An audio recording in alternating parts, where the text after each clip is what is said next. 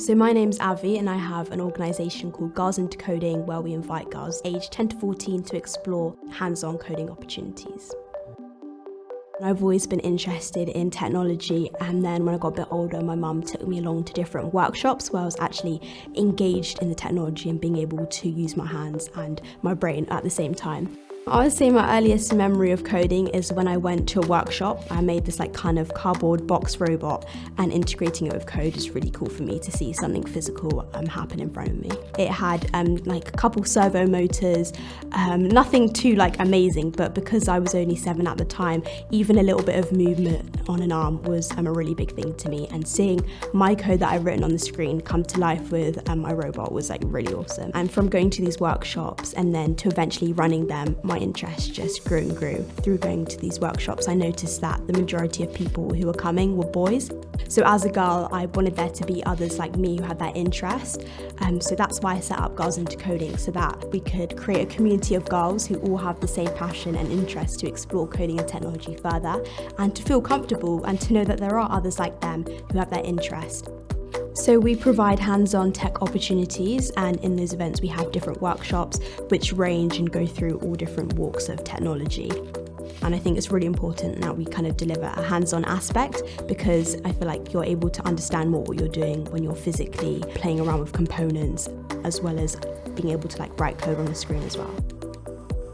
Definitely, I would say lots more girls are getting involved, and what's great to see is that lots of girls come again to our workshops, which really shows that they've got that interest and they've got that confidence to come back and to continue exploring their passion.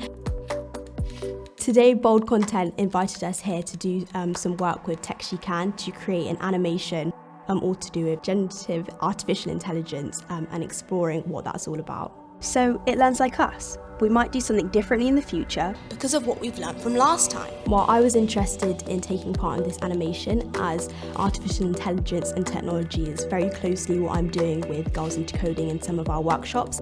And what's also awesome to see is that the animation is about a group of girls that are kind of working together to explore what generative artificial intelligence is.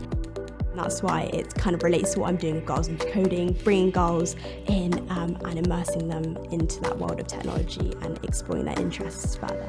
I would say my dream is to, play my part in bridging that gender gap in STEM, technology and coding specifically, but to bridge that gender gap, to see more girls have a passion for coding and technology, and seeing more girls feeling confident to want to explore their interests and not feeling afraid or cautious of what someone else might say.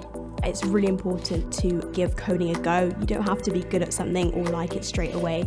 Just give it a go, because technology and coding, it is the future. And to have these basic skills earlier on is definitely going to help you at some point in life. So don't be afraid to give it a go. If you don't like it, that's okay. If you do like it, then be confident to explore your passion further, and to not be afraid to be curious and to be engaged.